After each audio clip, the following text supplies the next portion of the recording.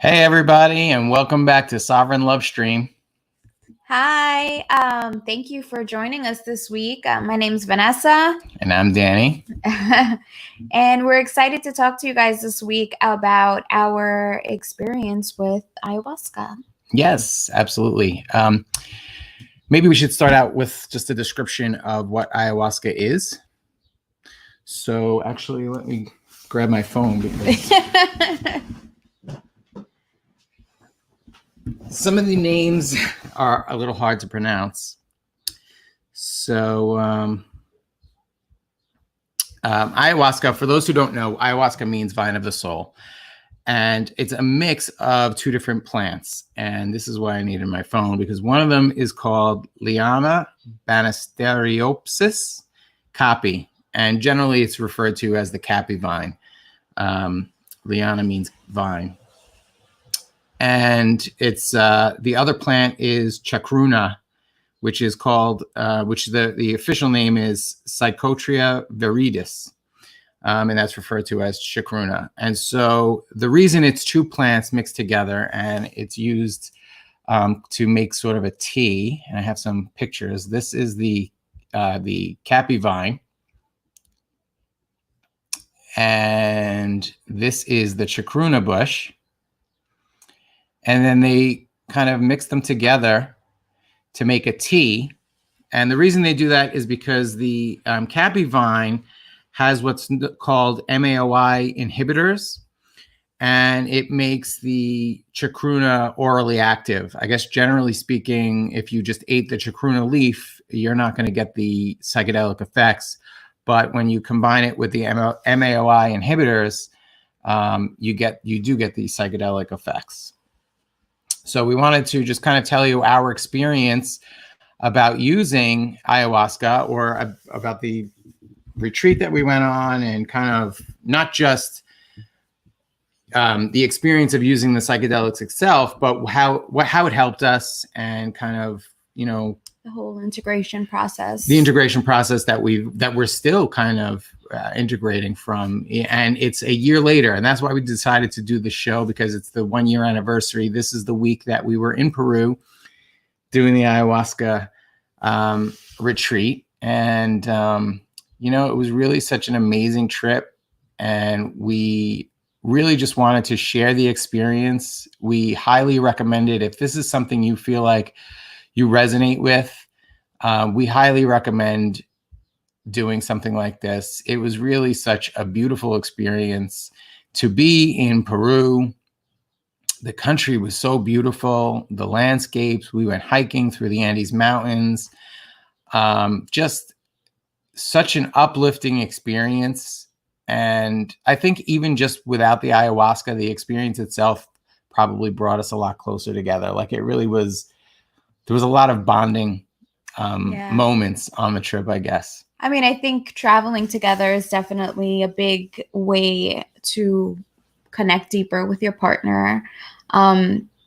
Traveling can be high stress at moments, and it kind of, you start to see how you interact with your partner, how you deal with stress together. Yeah. So that in and of itself is a big deal. I guess we can get started on how we even came to the idea of using ayahuasca or trying ayahuasca for the first time. Yeah, for sure. Do you want me to tell? You can start with your part. Okay, so a lot of you probably already know that I'm shooting a documentary on cannabis and cancer. And during my research, I came across, well, let me back up a little bit more. We've been trying to get pregnant. And Vanessa has been diagnosed with some hormonal issues. So in my research on cannabis, which sort of led me into other psychedelics as well, I stumbled across some research on reset.me, which, by the way, is a great site for anybody interested in learning more about ayahuasca, or really, they cover a lot of different psychedelics. Reset.me is a great resource. And I came across an article that talked about using ayahuasca, that it kind of resets the endocrine system.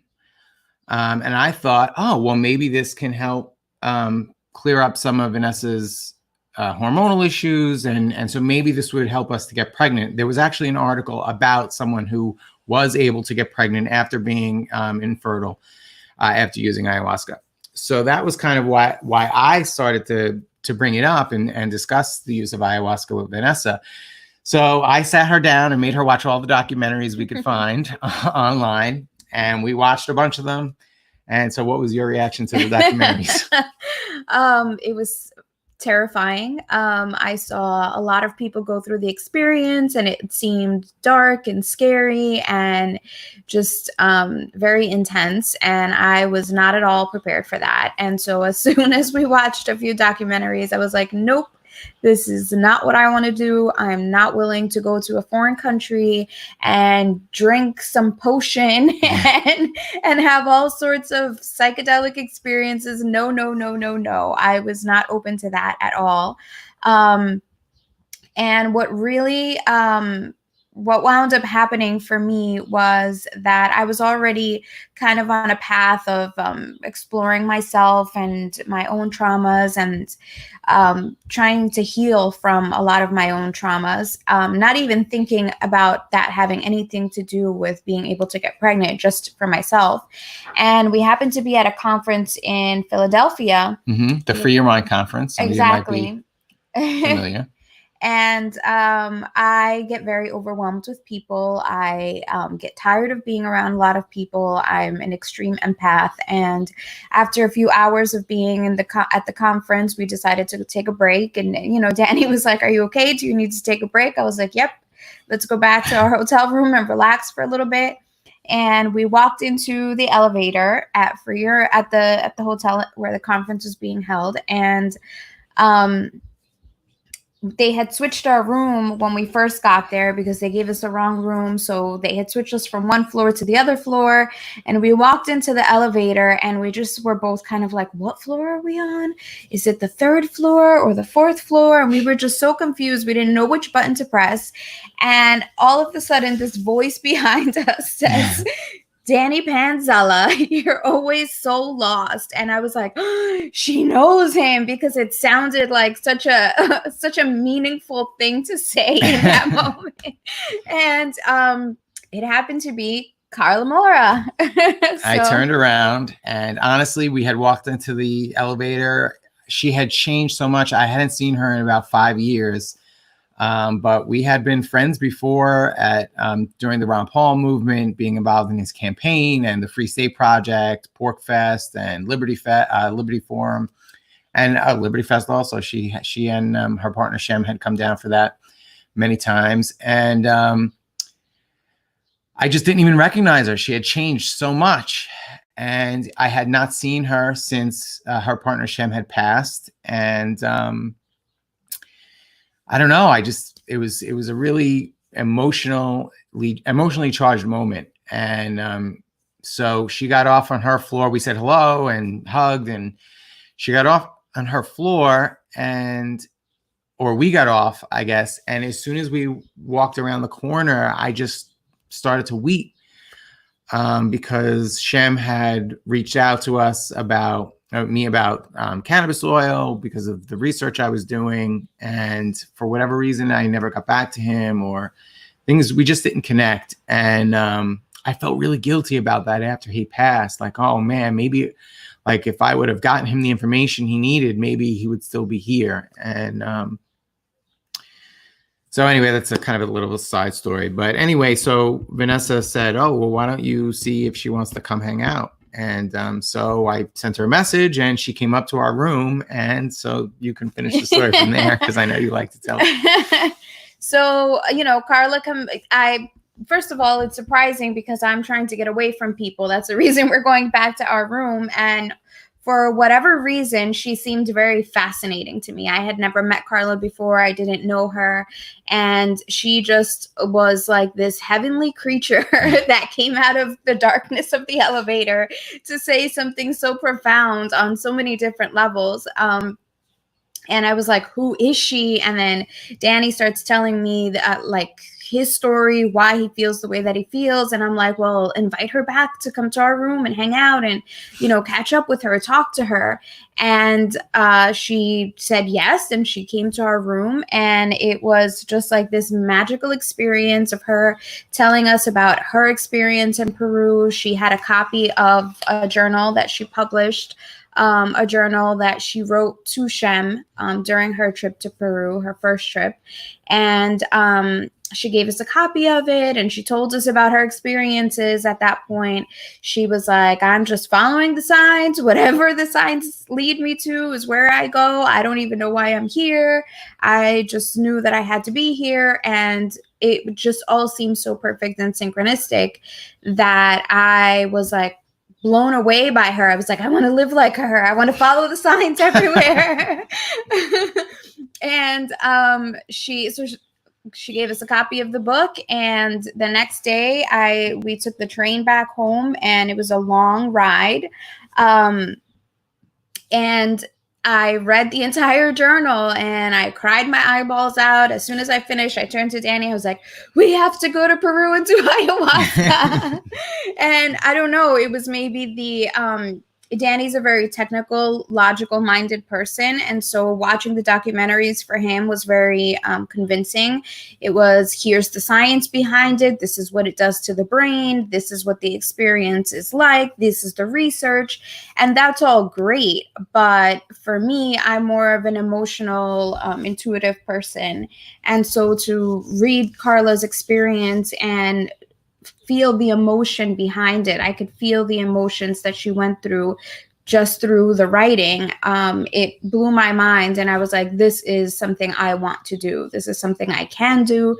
This is something I can face. I could tell that she had been scared about it too. And just the way she expressed the experience completely convinced me that this is something I was meant to do. And so Carla and I connected today, 3 years later from that meeting at Free Your Mind. Carla's my best friend in the whole wide world. And we talk almost on a daily basis. And she actually facilitated the trip to Peru that we took last year. I felt I could only go with somebody that I really trusted. I felt it was a very powerful medicine that is not to be taken lightly.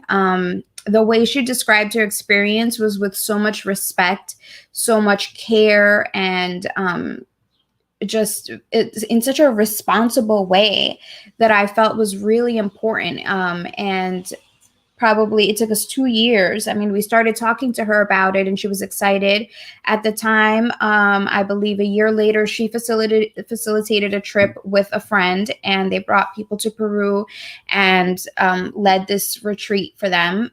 We couldn't make it that year, and I mean, maybe we just weren't ready at the time. Yeah, I think ultimately, as excited as I was, and I wanted to like do it immediately because I'm like that. I'm impulsive, and once I've made up my mind, that's it. I want to do it. But yeah, it took 2 years before all the kind of stars aligned and we were able to do it. And I think maybe this story, you know, some people might say like, this is a little strange, like almost like we joined Carla's cult or something. I know it's not something that really can be communicated, I guess, through the story, but I think the important part to take away from this is that for Vanessa, for someone who's like more of, she needs to connect emotionally to feel safe. And for me, once I saw the research, I felt like, cool, I'm ready to do this. And Carla was really is someone that Vanessa really resonated with and was able to make her feel safe and kind of guide her through this experience. And I think the reason that this is important is that there's a lot of people that are going to South America or even in the US now that ayahuasca is available. And they're kind of doing these, having these experiences, and it's used in a very recreational, we've seen it being used in a very recreational way. It's really more for the experience, like a bucket list kind of thing, like, oh, I want to do ayahuasca, and I think it's very superficial. And I'm a big believer that all plant medicines, when they're used, even if they're not used with the best intentions, even if they're used for recreational, just to have fun, to relax, or just, whatever, I think it's all medicinal in some way. But I think that we don't get the full benefit of the medicine if we don't do it in a very conscious way, with setting intentions and being respectful of not just the plants themselves, but the experience itself. And so Carla was very careful to teach us that the fact that, so we can now, this will kind of leads into the preparation part. So we did a dieta, we did a 1 month diet. And if you go online and you look and you book a retreat with somebody that you're not familiar with or you don't know, usually they have guidelines. Do a fast for a week, or only eat vegan, or only eat vegetarian for a week before. Don't eat chocolate. Don't have sex. There's different things. Well, we did it for a month. Carla required the people going on her trip, not required like it was forced, but this was her suggestion, her very her suggestion that she put a lot of emphasis on. So we ate raw vegan for 1 month. We abstained from sex. We just tried to be in more of a meditative kind of attitude, not like all the time, but just kind of being very conscious about the things we were doing. Oh, no alcohol, especially, which at the time we were still drinking. And honestly, after doing ayahuasca, we haven't drank since then. We've just decided that it's not a part of our life, and it's not something we even enjoy really doing. And we tried. We used to go to our favorite Mexican place and have margaritas. And the first time we tried after doing the ayahuasca, it tasted like drinking rubbing alcohol. And and they were delicious margaritas. We couldn't even finish them that night. No, yeah, it was just weird. That's a side note.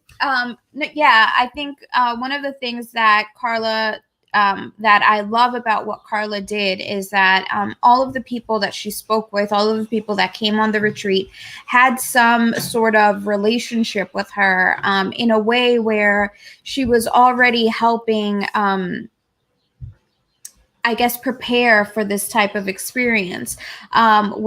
With me, we had been in contact for almost 2 years before the trip, and I was doing a lot of work with her, following her advice, following the tips that she was sharing, mindfulness, about, being in the present moment, facing the things that I was really feeling. At the time, Danny and I were struggling a lot with our relationship, and there were times that I would call her crying or text her and tell her, this is happening, I can't believe it, I'm really upset. And she would say, it would have been very easy for her to say, yeah, well, Danny's being a jerk right now, or Danny's like, and I was at many times. And I guess I felt that I could talk to her about what was happening because she knew him, and she's the type of person that she loves everybody unconditionally. And so I could speak to her, tell her what was going on, and she wouldn't judge him. Like, I knew that afterwards we could all hang out, and it wasn't like Carla was going to be sitting there being like, well, Danny was really a jerk to her last month when I was talking to her. That wasn't the case. And she would always have me face what was triggering, like, what about this behavior is triggering you? What about this behavior? What is this bringing up about you? What does it make you feel about your childhood? What insecurity is this triggering? And it made me look at myself a lot. I did intense work probably for a year before the trip. And I don't know how much work everybody else that went on the trip did, but I was so close to Carla that I was, I think, practicing for this trip way before we even started the 30-day. But yeah, we did the 30-day dieta. It was no meat, no spices, no alcohol, no sex. And, just as you think about what you consume physically, like foods, drinks, it's also what you consume with what you're watching, what you're reading, where your attention is focused. And so we had those 30 days that really gave us a taste for something different. And what it does really is when you're eating spicy things, when you're eating when you're consuming drugs, when you're consuming alcohol, it's activating all of your many other senses. And by eliminating all of those things, you're kind of forced to be in that place in that moment. If you're eating food that doesn't contain spices, you're forced to find the flavor in whatever it is that you're already eating. So there's a little bit more of an attention to the minor details, and I think that's part of the preparation for the trip. Yeah, it's kind of like part of quieting your mind. Yeah. To be so that you can observe what's happening in that moment, and just be more mindful, more aware of what's going on. And I think kind of the overall theme of what we're trying to say here is that mentorship is, and I mean, because you don't necessarily need a mentor. I think it's certainly easier to learn these techniques from somebody who's already gone through it and can teach you these things. You don't need a mentor. And honestly, you probably don't even need the plant medicine itself. I mean, monks and heavy meditators have been doing this type of work, and they can have psychedelic experiences. Lisette, I asked the question earlier, can you have like a spiritual experience like this without plant medicine? Yes, I think you absolutely can. I mean, I've been having spiritual experiences since I'm young. And it's only recently that I've been using plant medicine. So yeah, I think it's absolutely possible to be able to look within yourself and use meditation. There's psychotropic breathing exercises you can do. There's many other ways. And I think it's about what resonates with you, what you feel drawn to. I've been drawn to use plant medicines, and I feel like it's something I resonate with. And I think I'm getting to a place where like we also do mushroom ceremonies, and we're getting to the place where we don't really do them too much anymore. I think we've kind of in a way maybe graduated past that, where we don't need the psychedelics as much to be able to look inside, because the psychedelics really teach you. And if you continue to practice those things, you won't need the actual substances anymore, because you learn the techniques. You kind of learn the spirit, or Carla would say the energy of it. You learn kind of the way to feel through a challenge, or to recognize when something triggers you. Oh, wait, that's because this reminds me of that time when I was a kid and my mom screamed at me, or my dad said that thing to me. It's triggering that memory when you said that to me. And I can remember it, and no longer, like, I don't need a psychedelic experience to be able to figure that out. Now I kind of learned how to do it on my own. So, yeah, Lisette, I think you absolutely can have those experiences without the medicines. I think there are times our society creates so many blockages that I think some people just really benefit from using plant medicine to kind of, it's kind of like, I don't want to say a shortcut, because that makes it sound like you're taking the easy way out, but I think it can help remove blockages to kind of get you down the road a little bit faster than you would have, right? I mean, you could bicycle down the road, and you're going to get there, like, if that's a psychedelic, or you could walk or take a car, or you could walk, and, maybe somebody who's like a Buddhist monk who does it all through meditation, maybe that's more like walking. It's a slower path. It takes longer to get there. You don't have to, we don't all have the privilege or the ability to isolate ourselves in a monastery in Tibet, right? To be able to meditate through all these problems. So I think in modern society, we can use these tools to take a break and to reconnect, especially I think those of us that live in big cities that don't have as much access to nature. Nature is so important for this type of connection. Yeah. And I think by going off and having these experiences, we do reconnect. One of the things that I looking back at our experience, one of the first things that we did, the day after we arrived, the day we arrived, we opened the ceremony as a group. Mm-hmm. And we just kind of all sat together in ceremony, and Carla drummed for us, asked us to set intentions. We kind of all had a moment to sort of meditate and think about what we wanted from this trip. And I think that was really important, to go in with a set intention, to say, I'm here I'm on this trip, I'm doing this, having this experience for this particular reason, and it was important. I think it was beautiful. It set the tone for the whole 10-day trip. The next day, we had an experience with Wachuma, which is a cactus. Yep. And before, we were taken to the shaman's house, and we did a lemongrass purge there. Mm-hmm. We basically had to throw everything up. It was. We drank literally like a gallon of lemongrass tea, and after like just straight, almost chugging it straight, and it just pulls all this stuff. I guess.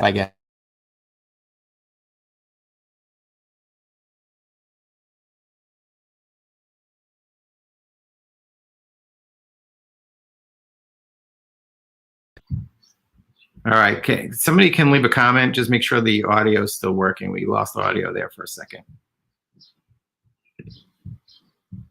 Check. Yep, all right. Looks back. like we're good. Sorry about that.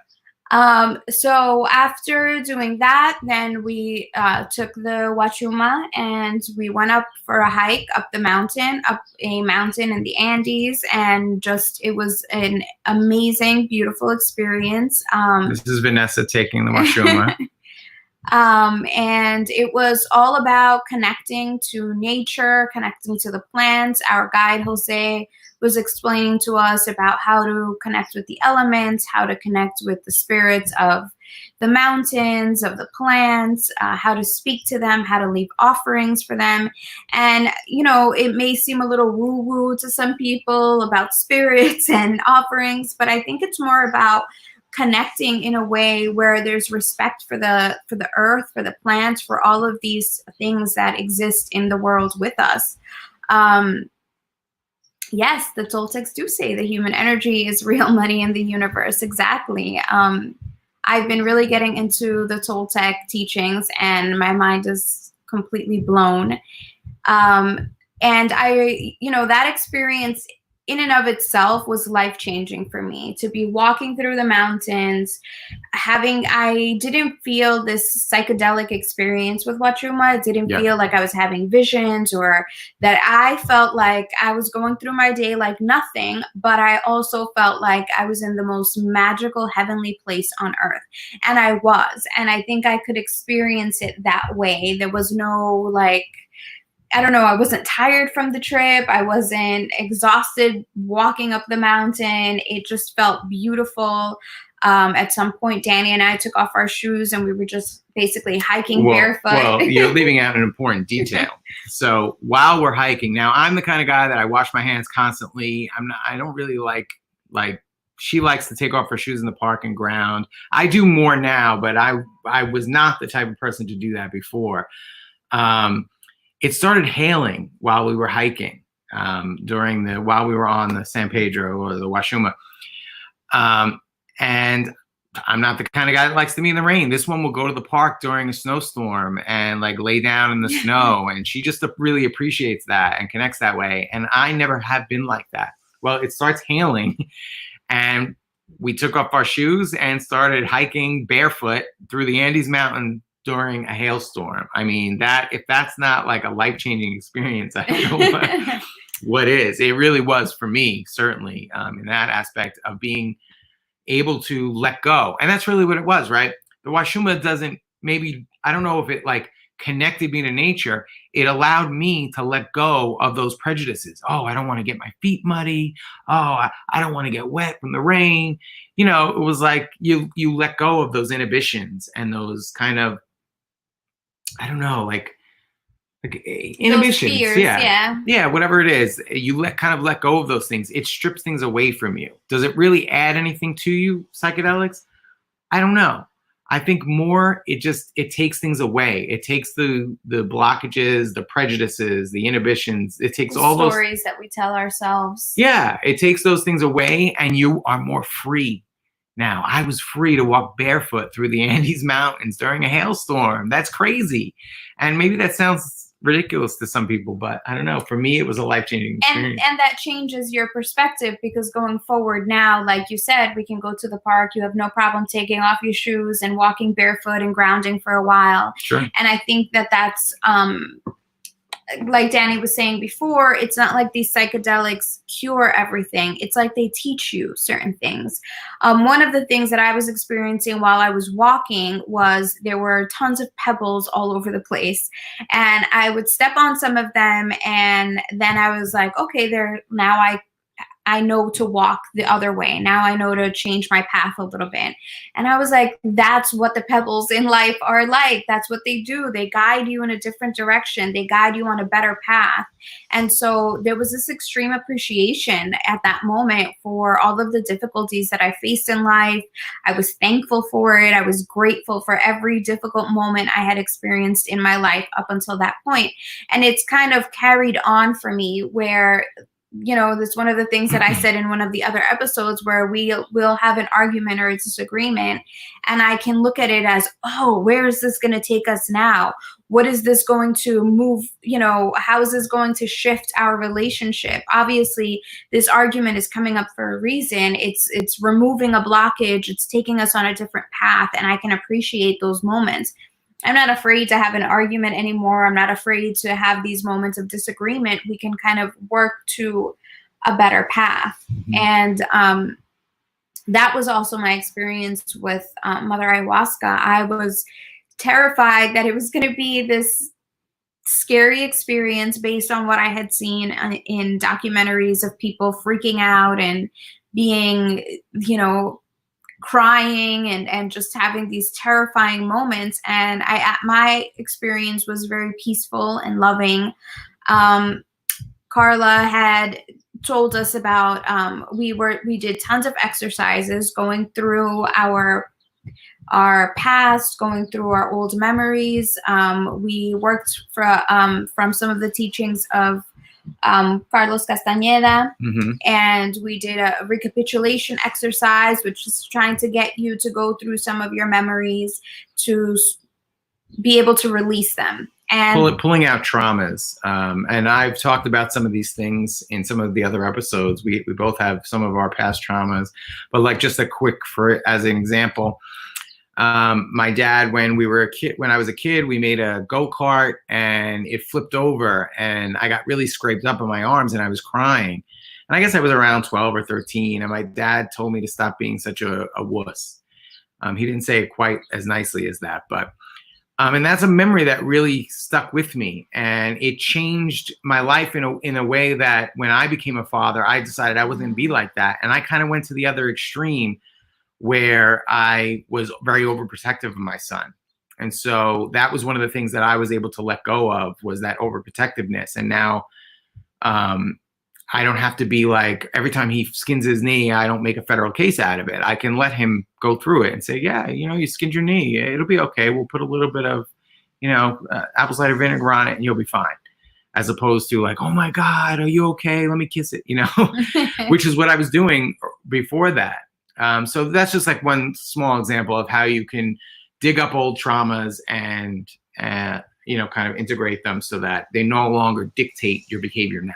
Yeah. And one of the things that I experienced, so the idea was we were going to put everything, Carla had come up with a term and she called it a shit string. She was like, just put it all on your shit string.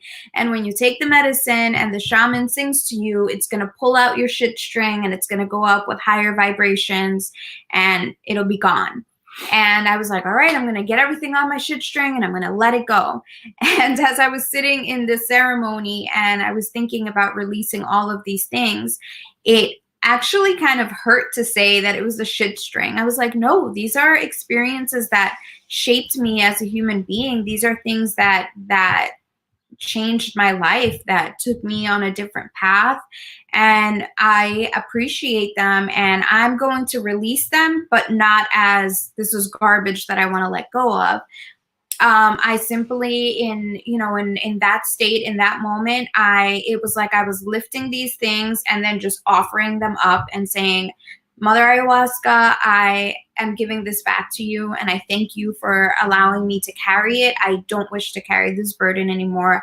I don't wish to carry these experiences or this pain, and I am giving it back to you, and I thank you. And I released it in that way, and it changed the way I look at things now. And, you know, going back to what you were saying, it kind of gives you a model for how to work through things going forward. So for me, I can have these experiences that might be unpleasant or difficult or frustrating at times, and I can remember it's not a shit string, it's an offering that, you know, it's a lesson, it's something that I can appreciate, and then just let go. One of the things that's happened to me since coming back, and, you know, it's a year later, and it's like, you know, this is a sort of where are they now episode. Like, what happened to us?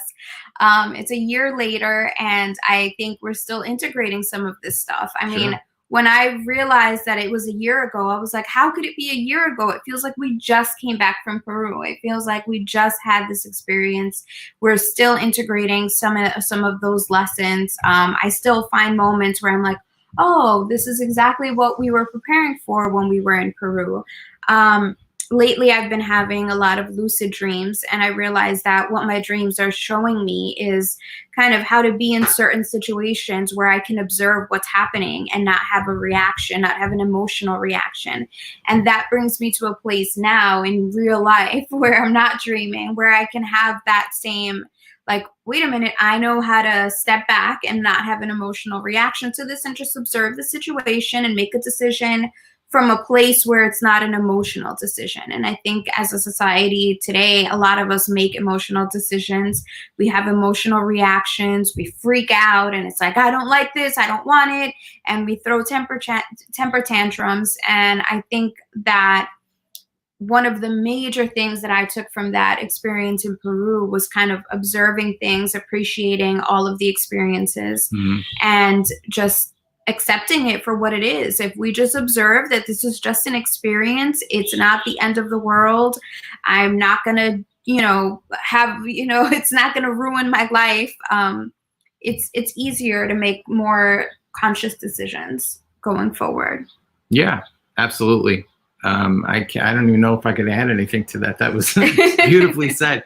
The one thing I would like to say is, in reference to Mother Ayahuasca, or I don't think we should get bogged down with kind of like, oh, is that a real spirit? Or, you know, I think it's whatever, it doesn't really matter. It's whatever your belief system is. So whether it's Mother Earth, Mother Gaia, Mother Ayahuasca, God the Father, Jesus, Buddha, whatever your belief system is, or just love in general, whether you choose to anthropomorphize it or not. I think it's the step of you going through that and loving it, right? Loving yourself. Me saying, I've been a real, like Vanessa mentioned earlier, she was calling Carla crying over me being a jerk. I can look back on myself 2 years ago, 5 years ago, 10 years ago, and say, wow, I really did some messed up things. I did some really toxic behaviors, but you know what?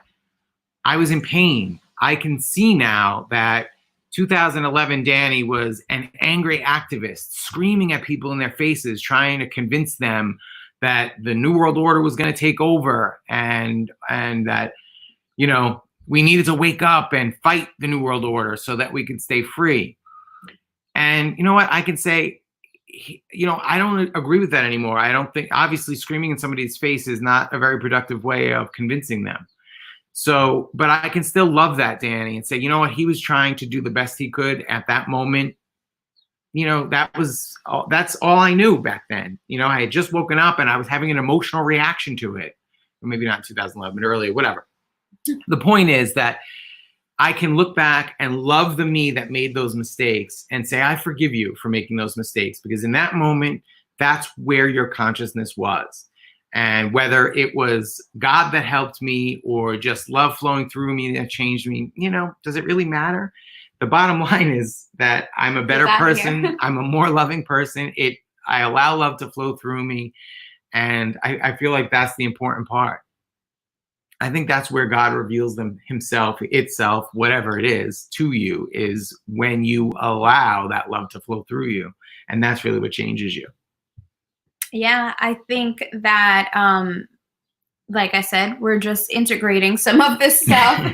It's not, we have shared about our experiences and how much it's changed us, but it's also continuing to change us. And I don't think that it's a thing that happens overnight, a thing that, boom, you sit with ayahuasca and tomorrow you're perfect, everything's great. No, we still have, I do have emotional reactions at times. I do have moments of fear. I have moments of anxiety, and it's a matter of bringing those practices back into the moment of saying, all right, this is what's happening. Let me try to observe it. Let me try to use the tools that I learned in Peru, and allow myself to work through these issues. And I think it's a lifelong process.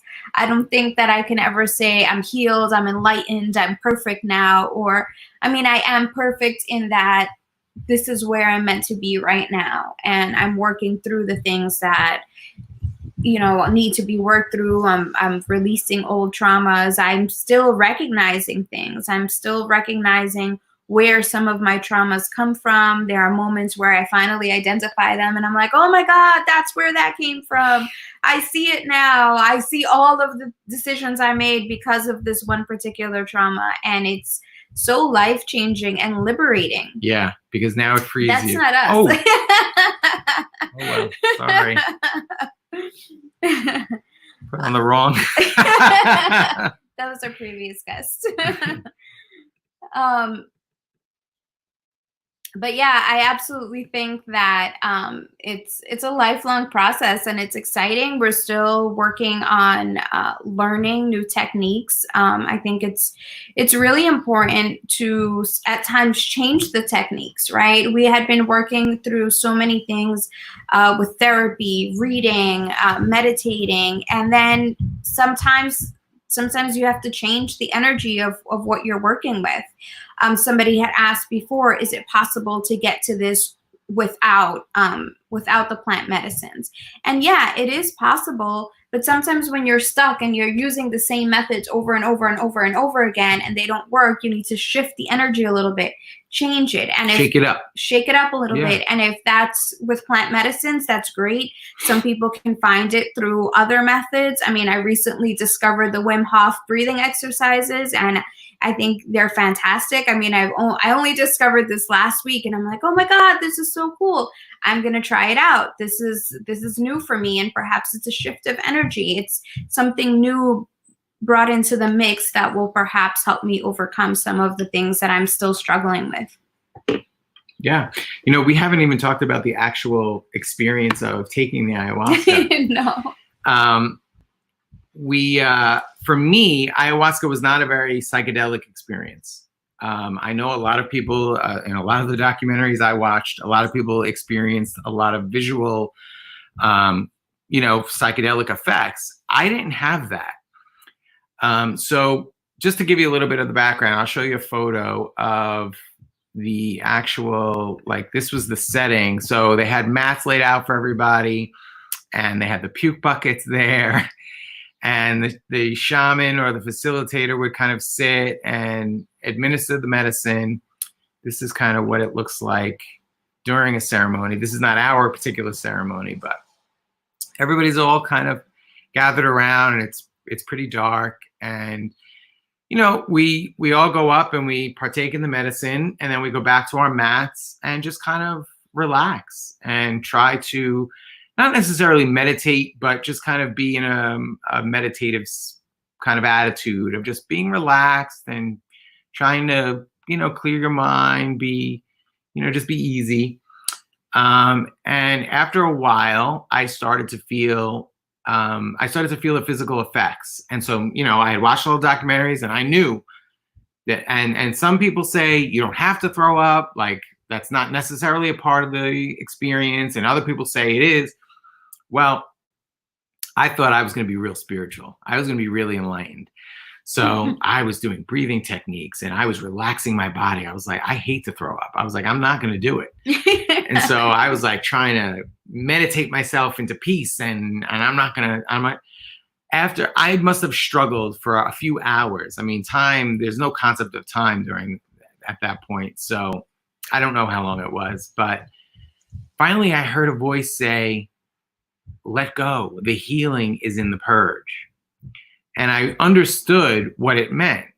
The purging, the puking, I think is both metaphoric and literal. You're literally puking out toxins that are in your system, but you're also metaphorically purging out emotional toxins or energetic toxins, things you hold on to. I had gone into the ceremony. I did not have a very good relationship with my mom when she passed away. And I had a lot of guilt about that. And I had a lot of there was a lot of unresolved conflict between me and her that I really regretted that she passed, and I never got to really work those things out. And so that was kind of my intention going into it. And so I think a lot of the stuff I was holding on to was maybe in a way, subconsciously, I believed if I let this stuff go, then I'm like letting go of my mother. But really it was the opposite. I was holding on to the negative parts, and it wasn't allowing me to experience the good things about my relationship with my mother, all the amazing things, all the things she taught me about faith, and God and love, and all those things that she had tried to instill in me over the years. Instead of focusing on that, I was just focused on, and I would push her out of my mind. When I would think about her, I would cry, and then I would be like, no, I don't want to think about it. So anyway, I purged a lot of that stuff out finally. And when I let go and I just started puking it up, finally I felt better. And I understood. It was like a knowing, like this instantaneous like click in your it's probably really more in your spirit or your mind than really anything else. But I just understood that it was like letting go of the purging is where the healing is. That's what the voice said. So letting go of those traumas, letting go of those negative things, like that guilt over, oh God, I feel so guilty. Like my mom passed of cancer, and I used to drive her to her chemo appointments, and we'd get into these stupid arguments about nonsense while we were, it's like, what is wrong with you? Like, and forgiving myself, right, for being so stupid that I would argue with my mom. Here she is going through this traumatic experience of chemotherapy, and I'm arguing with her. Now, partially I was arguing with her about, I wanted her to take cannabis instead of chemo, but she wouldn't do it because she was a born again Christian. So she thought it was the devil's weed. That was part of the arguing. So I guess I was able to forgive myself, because it's like, yeah, you meant well, but you shouldn't have let it become like an argument where you're draining what little energy she has by making her fight back with you. Anyway, that's a lot of the stuff that I released. That was my experience. It wasn't psychedelic. It was more like just sitting there having a conversation with myself. And part of the technique I learned was to treat my ego like a child, and to just say, you know what, I understand why you reacted that way. You felt scared, you felt hurt, whatever it is. So I forgive you for throwing that temper tantrum. And I feel like if you do that, if you treat your ego that way, it really helps to be able to forgive yourself and to love yourself. Yeah. What was your experience like? I mean, I talked a little bit about my experience when I was finally releasing things and letting them go. For me, they were all offerings back to Mother Earth, and I learned to say, I'm done carrying this. I think for a long time, I grew up in a very conservative household. My parents are Mexican. They're very old school Mexican, and it's always like, you get what you get and you don't get upset. You don't argue about it. This is your life. That's it. You don't ask for anything more. And I think to kind of be in that place and say, I'm done carrying this, when you're when you grow up in that kind of household, that kind of mentality, you don't ever say, I don't want to do this. It's your chore and you do it. It's your burden, you carry it. It's, you know, that's it. That's it. And there's some sort of nobility about it. You know, it's good. You're strong if you're willing to carry all of these things. But there comes a point where you can say, I don't want to carry this anymore. I don't have to carry it anymore. Just because it was presented to me doesn't mean I need to take it anymore. And, what's really funny is I think just a few weeks ago or a few days ago, I saw a post about ayahuasca somewhere on Facebook, and somebody was asking if it was common for women to break up with their boyfriends after doing ayahuasca. And a lot of people commented that they knew someone who went and did ayahuasca and came back and broke up with their boyfriend. And I was like, wow, I think, you know, for me, and I don't know if this is an experience that many other women had, for me, that was huge. Being able to say, I don't want to carry this anymore. This isn't the life that I want. I don't need to carry these burdens. I thank you for allowing me to have this experience, for teaching me perhaps that I am capable of carrying it, but I don't need to anymore, and that's okay. And I think for us, the fact that we were doing it as a couple is what maybe changed that. You know, there was no need for me to say I'm breaking up with you after this, because we're both on this path. We're both aware of the changes that we are going through, the lessons that we're learning. Maybe if I had gone and done ayahuasca by myself and came back and you were still in this place of like, I don't care what you're doing, I have no interest in that, if this is garbage, or, you know, or if I had come home and just went back to my old patterns, if I wasn't healing my inner child and releasing those traumas, and if I was still throwing those temper tantrums and acting out in those toxic ways. And at that point, had you said, well, you know what, if you're not going to change after that, yeah, then, I mean, time for me to go. So I think that was, you know, that was really a big game changer for me, to be able to say, I'm done carrying this, I'm done dealing with this, and not feel guilty about it, because I had a tendency to hold on to things because I felt guilty about letting them go also. I was like, I can't just like, it would be like regretting what I've experienced. And I'm definitely not in a place where I regret anything. I am appreciative of all of these situations. And I think it was really life-changing for us, I think, to do this as a couple. Yeah, absolutely. I mean, I think that's one of the, I don't know if we could say it saved our relationship, but it certainly made it better. Us healing as individuals and then coming together and working on healing the kind of, you know, we both came into the relationship with our own traumas and, you know, kind of toxic behaviors, which I think come from just life, right? I've said this before, but I think, you know, when you go through this life where, especially in our society, there's so many pressures and expectations, and there's just toxicity all around us, and it gets our egos to just put up these walls of defense mechanisms to protect ourselves from all the pain. And those defense mechanisms keep us from being vulnerable with each other and experiencing love in a really pure way. And I think that's what's been happening for the last like 3 years. We've been really like letting go of those traumas, those walls, and it's brought us closer together.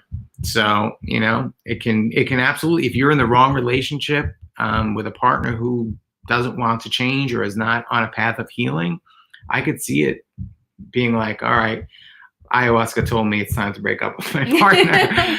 But on the other hand, I'm sure, and you know what, I've seen a lot of people say this as well, that it's helped heal their relationships, and not just your loving relationships.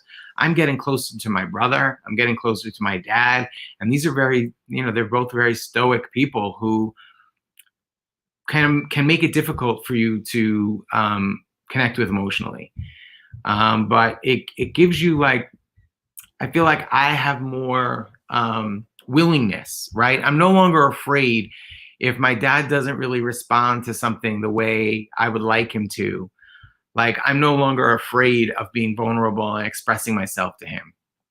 you know, like that I'll feel hurt if he dismisses what I said anymore. You know, I want to tell him I love him, or I want to say, hey, Dad, you know, when I was a kid and I heard you listening to Queen, I thought like you were such a cool dude that I started listening to Queen, and now I'm a huge Queen fan because of you. Like that's like something I realized, and I share that with him, and he was like, oh, okay, cool. You know, like he wasn't like, oh, son, give me a hug. But you know what? It doesn't matter. It's no longer about what I'm going to get from him. Now it's more about me expressing it to him. And, you know, maybe it really did mean something very deeply to him, and he just feels embarrassed to express anything back. Whatever. It doesn't matter. I can give it to him and he can do what he wants with it. But it's more freeing to me to not feel like, oh, I can't share that with my dad. He'll never accept that, or he won't care, or whatever. But I can just be free to express myself. So when you heal yourself, it just affects every single relationship you're in. Yeah. And I think that as we're working through this, like I said, it's not like just a magic pill that boom, you're healed. As we start removing some of these blockages, we're realizing how deep they go and how major they are at times, and we're able to see each other and see the things, you know, like for a long time you were carrying a lot of guilt too. Mm-hmm. And that was a blockage. Right now we're working through releasing stuff. We were both previously married before, and we're realizing how much of those how much of those relationships we're still carrying with us, and how that affects our relationship, our ability to connect. Mm-hmm. And I mean, perhaps that's going to be another episode. We were planning to do an episode on divorce and co-parenting. Yeah. And so we'll go a little bit more into that for that episode. But there's so many layers, and it's I think one of the things that we learn as a society is how to numb out some of those feelings. We're a society that drinks a lot, that, you know, will just go into entertainment, social media, all sorts of things to distract us from our issues, from our problems, from our hurts. And I believe that with connecting with the plant medicines, they open us up to all this. There's a whole universe inside of us of stuff happening, of experiences that we haven't even realized we're carrying. And to be able to connect with that is life-changing, and we have so much more work to do, and it's not burdensome anymore. Yeah. It's not like, oh God, we have so much more work to do. It's like, oh my God, there's so much to tackle in here, and you know, I have so many tools. I know how to work through this. You know, today we're going to be doing some yoni and brony steams and releasing stuff, and we're doing all sorts of ceremonies, and it's exciting. It's exciting to be able to have the tools to work through the things that we're facing, to be able to identify the problems that we're facing, the feelings behind them, the experiences and the traumas behind them, and start peeling away at those layers. And as we peel away those layers, our connection becomes more pure. It becomes more free. Mm-hmm. One of the things that I was realizing in some of my dreams this past week is that I was watching Danny have these experiences where I was just observing and I had no reaction at all. And in some cases, he wasn't even with me anymore. And it was one of these things that made me feel like, oh, this is a level of non-attachment that I didn't have before. If tomorrow Danny were to decide, I don't want to be with you anymore, it would hurt on some level. Obviously, it would hurt to break up, but I could also love him and wish him well. Like me loving him is not a codependent situation, or it's not my loving him doesn't depend on him loving me back. I can love him unconditionally. It's a choice to love him and to be in a relationship with him. It's not like my life will end without him. And I think that provides so much more freedom to not just for me, but for him, because now he doesn't have to live up to a specific expectation. He doesn't have to live up to doing certain things in order for me to love him. I love him unconditionally. Mm-hmm. And that's just so liberating, I think, at this point, for, like I said, and it's more pure because it's not about what you're getting, right? Yeah. I have to love you so that you'll love me back. It's not about that. You're free to love just for the sake of experiencing that love, whether they give it back or not. Wow, this show really flew by. We've got 30 seconds left. Thank you all for coming and listening to us. I do want to pimp out our social media a little bit. Facebook, YouTube, a lot of these platforms of the big social media companies are really censoring now, as I'm sure most of you are probably already aware. So I want to talk about minds.com and Float. These are two privacy centric. They're protecting your privacy, and they also do not censor. So we recommend them. Of course, we're also on all of the big platforms as well. Please follow us on social media so you can keep up to date on our content. We have we have so much exciting stuff happening and so many more shows that we're just going to continue to share these techniques. Actually, one thing I want to mention before we end this episode is, even if you don't believe in the spiritual aspect of the things that we're talking about, a lot of these, we tend to kind of follow some of the traditional indigenous practices, also mixed with, Christianity and some other things. But even if you don't believe in any of those things, inherent in a lot of these ceremonies and rituals are psychological techniques and modalities of integration that are recognized by science today, modern science.